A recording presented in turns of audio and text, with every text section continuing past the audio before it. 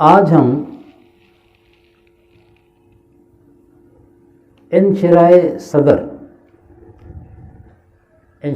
کا مطلب یہ ہوتا ہے کہ سینے کا کھل جانا.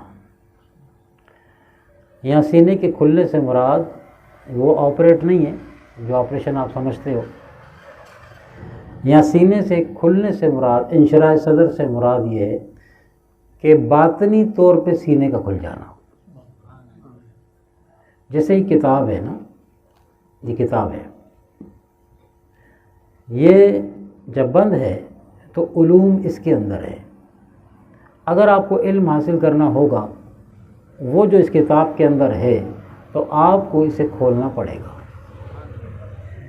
آپ چاہیں کہ یہ ایسی بند رہے اور صرف ٹائٹل دیکھ کے ہی میں اس کے اندر جو موجود ہے وہ حاصل کر لوں تو ایسا ممکن نہیں ہوگا. تو انشراح صدر بھی سمجھ لیں کہ باطنی علوم تب حاصل ہوتے ہیں جب انشراح صدر ہوتا ہے. اندر کا باطن وہ کھلتا ہے، اور اس کا جو کھلنا ہے، انشراح صدر ہونا، وہ اپنی نظر سے اور اپنی توجہ سے نہیں کھلتا. کہ ہم کہیں کہ ہم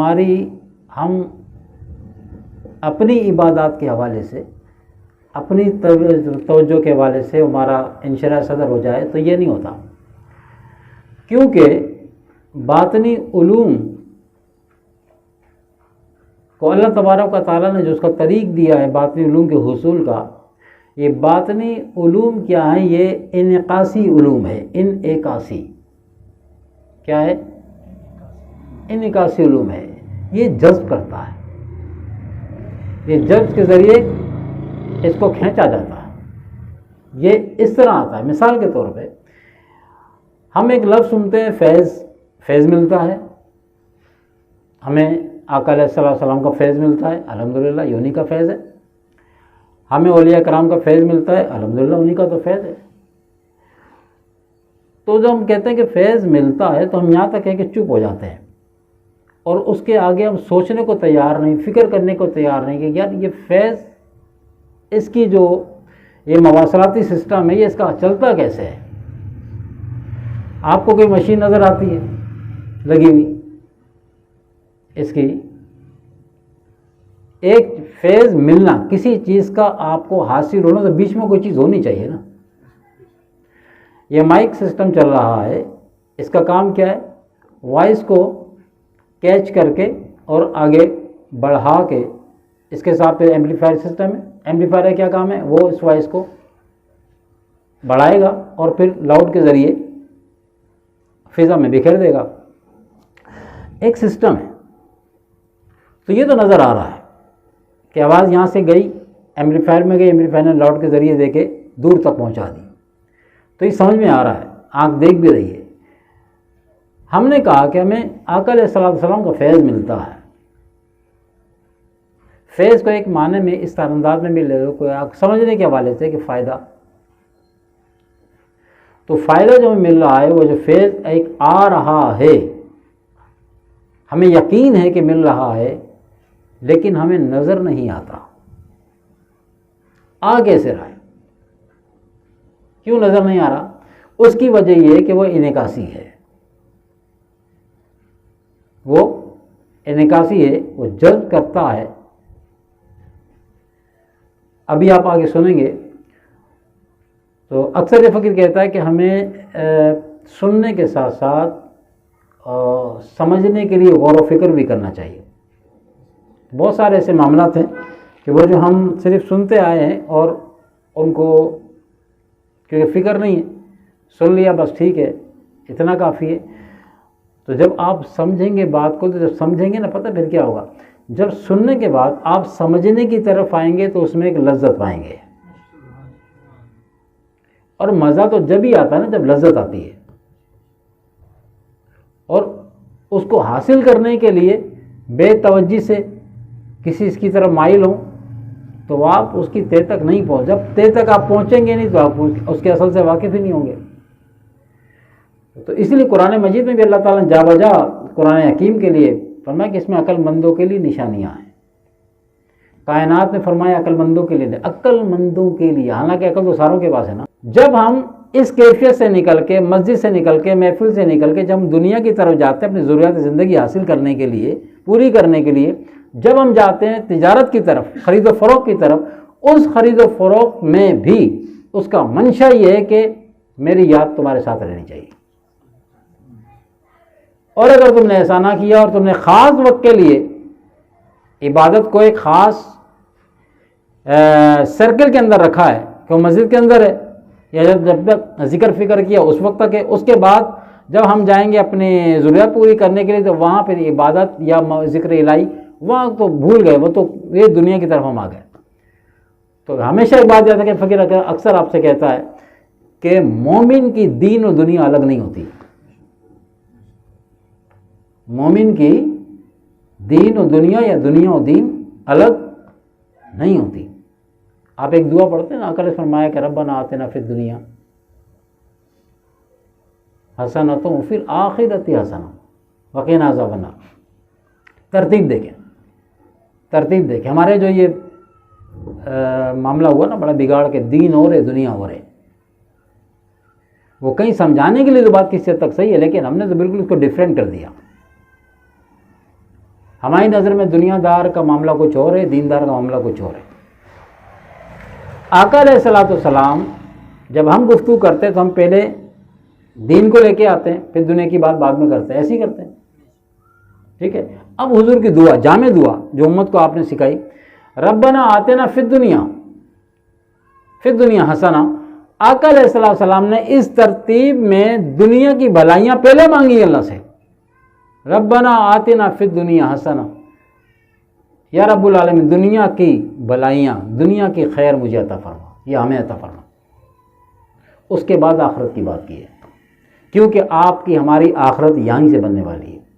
آخرت میں جا کے آخرت نہیں بنے گی، جہاں سے بننی ہے دعا کی ترتیب بھی ویسے ہی ہے، اور ہمیں توجہ دلا رہی ہے کہ جب تم دنیا داری کی طرف جاتے ہو تو پھر تم دنیا داری ایسے کرتے ہو جیسے وہ جن کا کوئی دین نہیں ہے ان کی طرح کرتے ہو۔ تم تو دیندار ہو، دیندار کہ تمہارا دین موجود ہے، تم دنیا داری کرتے ہوئے بھی دیندار ہونے چاہیے، تم وہاں دین کو نہیں بھولو۔ جب وہاں یہاں سے نکل کے جب وہاں جاؤ گے تو دین کے اصول تمہارے ساتھ چلنے چاہیے، لیکن ہم بھول جاتے ہیں جا کے۔ پھر اکثر فقیر کہتا ہے کہ پھر اس طرف جا کے ہم اپنی منمانی کرتے ہوئے تمام تر اصول ایک طرف رکھ کے عبادت کا مقصد ہی نہیں سمجھے کہ اتنی دیر ذکر فکر کیا، نماز پڑھی، قرآن پڑھا تو اس کا کوئی مقصد تھا، وہ تو ثواب کے لیے، میں نے کہا وہ ثواب کے لیے تھا، تو ٹھیک ہے مل جائے گا، ثواب مل جائے گا، ثواب ملنا اور ہے، جنت ملنا اور ہے۔ اب قرآن پہ قرآن ختم کیے جائیں، قرآن پہ قرآن کیا قرآن پہ قرآن ختم کرنے سے جنت کا وعدہ ہے؟ اتنے قرآن پڑھو جنت مل جائے گی، کہاں لکھا ہے؟ فرمایا قرآن کا گھر میں رکھنا کیا ہے؟ باعث برکت ہے، قرآن کا پڑھنا باعث اجر و ثواب ہے، ہر لفظ پہ 10 نیکی کا وعدہ ہے۔ قرآن کا گھر میں رکھنا باعث یہ نہیں کہا تم گھر میں رکھنے کی وجہ سے جنت میں چلے جاؤ گے، قرآن کا پڑھنا یہ نہیں کہا کہ پڑھنے سے تم جنت میں چلے جاؤ گے۔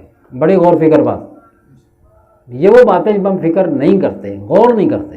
آقا علیہ السلام فرمان کو ہم نے بس ایسے پڑھ کے بس نکل گئے آگے، ایک ایک لفظ اپنی طرف متوجہ کرتا ہے ہمیں۔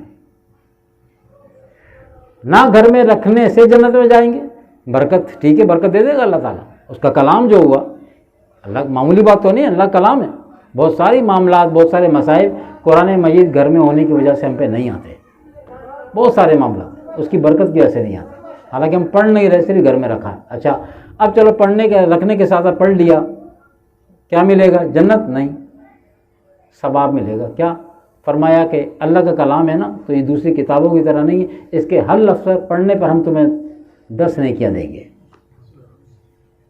اب پڑھو جتنا پڑھنا، ثواب کماؤ، ثواب ملے گا۔ جنت کا وعدہ نہیں ہے۔ فرمایا اب جس نے اس کو پڑھا اور پڑھ کر سمجھا، پڑھ کر سمجھا اور سمجھ کر پھر اس پہ اس نے عمل کیا، فرمایا وہ نجات پائے گا۔ یہ ہے اس کے پیچھے چھپا ہوا راز۔ ہم ثواب میں الجھ گئے، ہر لفظ پہ 10 نے کی، وہ 10 کیا، وہ 10 کروڑ دے سکتا ہے لفظ کے اوپر۔ 10 تو ایک فگر دیا اس نے اپنی شان کے مطابق، وہاں کو تو فگر کی بات ہی کوئی نہیں، اس کے خزانے میں کس چیز کی کمی ہے۔ لیکن اور ہم کہتے ہیں جنت کیا ہے؟ جنت تو اللہ کی رضا کی جگہ ہے نا، اللہ کا راضی ہونا، اللہ راضی ہوگا تو جنت آٹومیٹکلی مل جائے گی۔ تو جنت کی طرف نظر کرنے کے وجہ تصوف کیا ہے؟ تصوف کی نظر اس پر ہے کہ جنت اور جہنم میں نظر رکھنے کے بجائے اللہ کی رضا اور اللہ کی ناراضگی پہ نظر رکھی جائے کہ اللہ کہاں راضی ہوتا ہے، کس بات سے ناراض ہوتا ہے، کہیں وہ ناراض نہ ہو جائے، کہیں وہ ناراض، یہ خوف دامن گیر رہے کہ میرا رب کہیں مجھ سے ناراض نہ ہو جائے۔ تو یہ خوف جب رہے گا تو کیا کرے گا؟ پھر اس کو راضی کرنے والے کام کرے گا۔ اور وہ کہہ رہا ہے غور و فکر کرو، اپنے وجود میں غور و فکر کرو۔ انسان کا اپنا وجود، یہ تو کائنات بات کی بات ہے، اپنا سر کے بال سے لے کے پاؤں کے ناخن تک، ظاہری اعضاء اور باطنی اعضاء، یہ سسٹم کام کیسے کر رہا ہے؟ پورا وجود چیخ چیخ کے پکار رہا ہے، غور و فکر کرو نا اس میں۔ اس دن ایک جگہ درس فقیر نے کہا کہ ہمارا اپنے وجود پہ اختیار ہے نا، ہاتھ ایسے اٹھا لیا، ایسے اٹھا لیا، پیچھے کر لیا، قدم آگے بڑھا دیے، پیچھے چلے گئے، جدھر چاہا ادھر دیکھ لیا، جس طرح چاہا زبان چلا لی، اختیار ہے، ٹھیک۔ لیکن اسی وجود کے اندر کچھ چیزیں ایسی ہیں جن پہ ہمارا اختیار نہیں ہے، ہونے کے باوجود جسم ہمارا، اس کے باوجود اختیار نہیں۔ قدرت نے متوجہ کرنے کے لیے دلانے کا، اللہ چاہتا اختیار دے سکتا تھا، اس پہ بھی اختیار ہو سکتا تھا، جب اتنی بڑی بڑی باتوں پہ اختیار دے دیا اس پہ بھی دے سکتا تھا نا۔ مثال کے طور پہ ہمارے بال ہیں، داڑھی کے بال ہیں یا سر کے بال ہیں، جسم کے بال ہیں، یہ از خود بڑھتے ہیں، ہمارے چاہنے سے نہیں بڑھتے۔ ایسے ہی ہم چاہیں کہ بڑھ جائیں، ایک رات میں 1 فٹ لمبے نہیں ہوں گے، 1 انچ نہیں بڑھیں گے، ہمارے چاہنے سے نہیں بڑھیں گے، قدرت نے سسٹم رکھا ہے وہ اس کے تحت ہی بڑھیں گے، ٹھیک ہے۔ اچھا ہم چاہیں کہ نہ بڑھے، نہ بڑھے کہ ہمیں کٹوانے ہی نہ پڑے یا کاٹنے نہ پڑے، ہوگا ایسا؟ کیوں؟ جب زبان اتنی ہے میرے اختیار میں ہے تو بال اس کو میں بڑا ہونے سے روک نہیں سکتا، ہم نہیں روک سکتے۔ اللہ نے دکھایا، اپنی مجبوری کو دیکھ، تجھے اختیار دیا ہے کسی حد تک، تیرے وجود میں تجھے پتہ چلے گا کہ ہم نے تجھے بالکل آزاد نہیں چھوڑا۔ ناخن ہے، کہاں سے شروع ہو رہا ہے؟ کوئی یہاں سے نکل رہا ہے، کونی سے نکل رہا ہے، یہیں سے شروع ہوتا ہے بس۔ اس کو کیا ہم بڑھنے سے روک سکتے ہیں؟ کاٹنے کا اختیار دیا ہے۔